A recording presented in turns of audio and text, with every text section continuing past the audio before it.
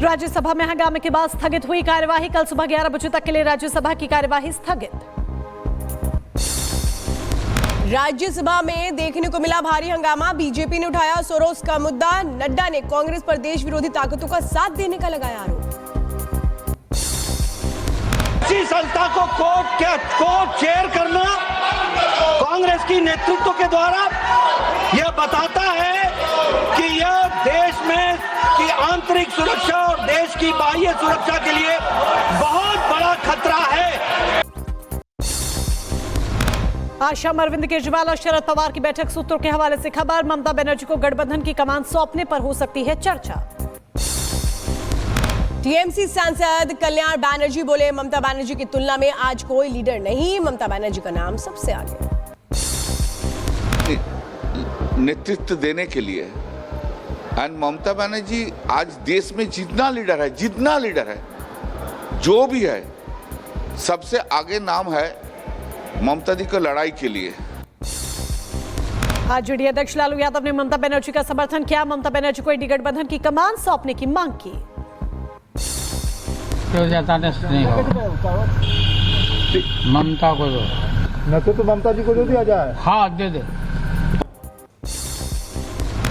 केंद्रीय मंत्री गिरिराज सिंह का ममता बनर्जी पर वार। कहा, बंगाल को बांग्लादेश बनाना चाहती है ममता, मुस्लिम परस्त और देश विरोधी बताया।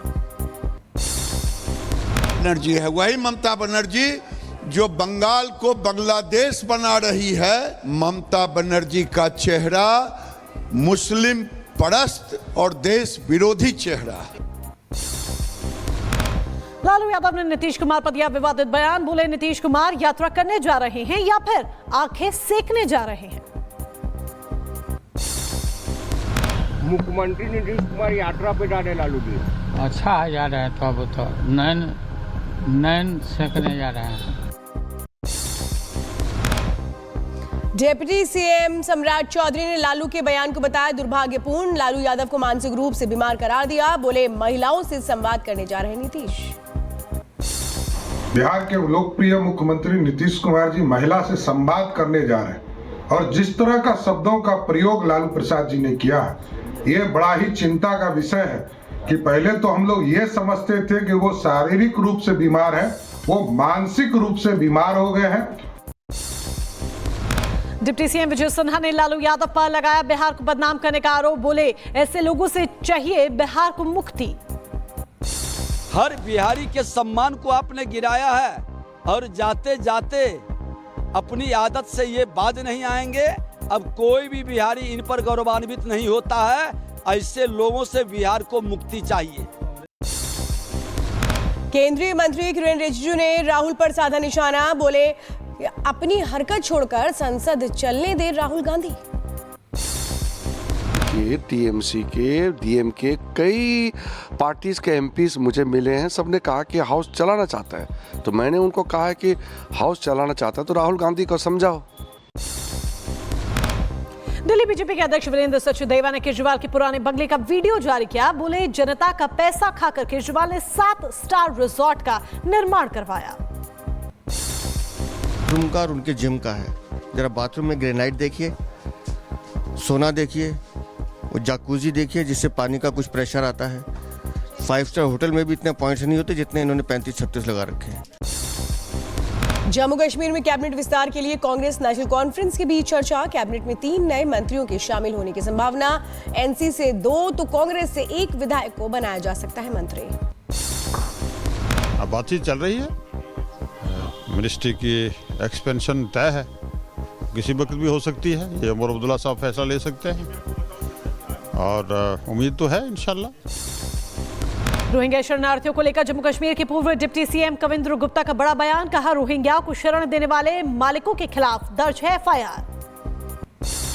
जो इन पर एफआईआर दर्ज की गई थी उन मालिक मकानों पर, उनको ये कहा था जिनके पास यूएनओ कार्ड्स नहीं है उन पर पर्चे दायर किए गए थे। मालिक मकानों ने 1 महीने का उनको टाइम दिया था, ना कि सरकार ने।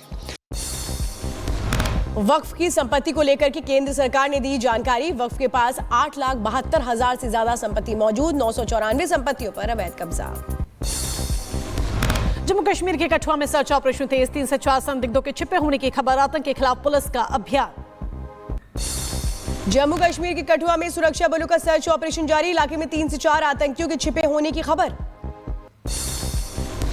अमृतसर में बीएसएफ को मिली एक बड़ी सफलता, 580 ग्राम हेरोइन और 2 पाकिस्तानी ड्रोन बरामद किए गए, इलाके में तलाशी जारी। बदायूं नीलकंठ मंदिर जामा मस्जिद मामले में टली सुनवाई, अब 17 दिसंबर को होगी मामले की सुनवाई, मस्जिद की जगह मंदिर होने का किया गया है दावा। वाराणसी के ज्ञानवापी में वजू खाने के एसआई सर्वे को लेकर इलाहाबाद हाईकोर्ट में आज सुनवाई होगी। श्रृंगार गौरी केस में वादी राकेश सिंह की तरफ से दाखिल की गई थी याचिका। टीएमसी विधायक हुमायूं कबीर ने पश्चिम बंगाल में नई बाबरी मस्जिद बनाए जाने का दावा किया, कहा जमीन के लिए ट्रस्ट बनाएंगे, 2025 में शुरू हो जाएगा काम।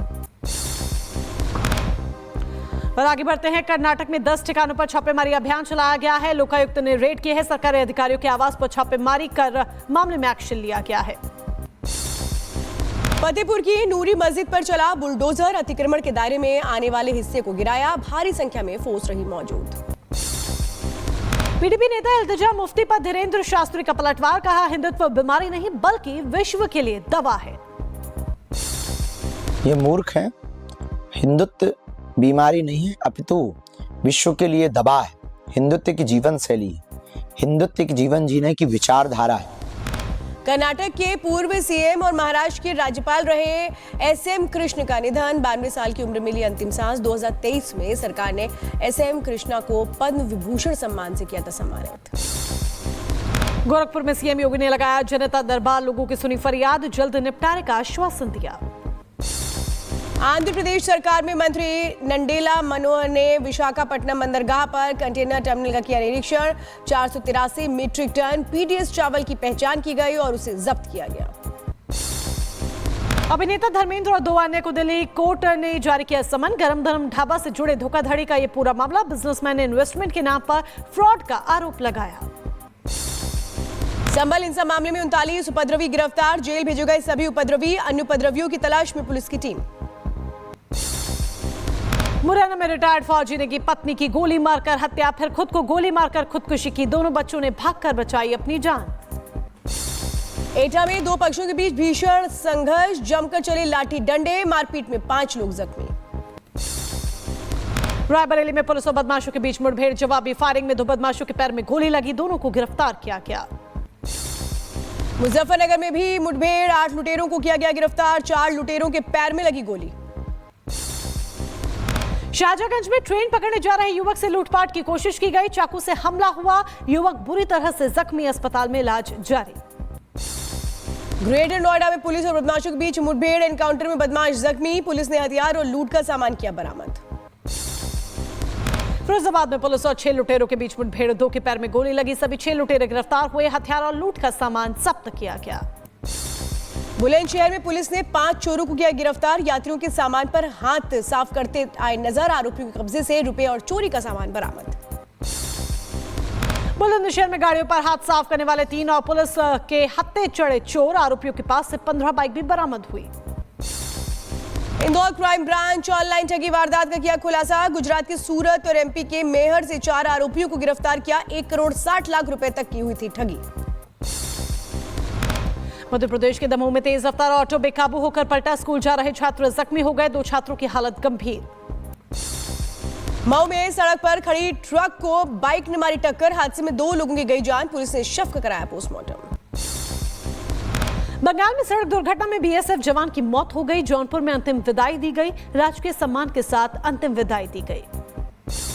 हिमाचल प्रदेश के राज्यपाल के काफिले की गाड़ियां भिड़ी, स्टाफ के कई लोग जख्मी, अस्पताल में कराया गया भर्ती। राजस्थान के दौसा में बोरवेल में गिरा बच्चा, बच्चे का रेस्क्यू जारी, रात 2 बजे बोरवेल में दिखी थी बच्चे की हलचल, खेलते वक्त बोरवेल में गिर गया था बच्चा। ये हाथ को या शरीर के किसी अंग को जो है फंसाने के हुक में प्रयास करेंगे, जिससे कि यदि हाथ या दोनों हाथ यदि उसमें फंस जाते हैं तो उसको पकड़ के फिर बाहर निकालने के प्रयास किए जाएंगे।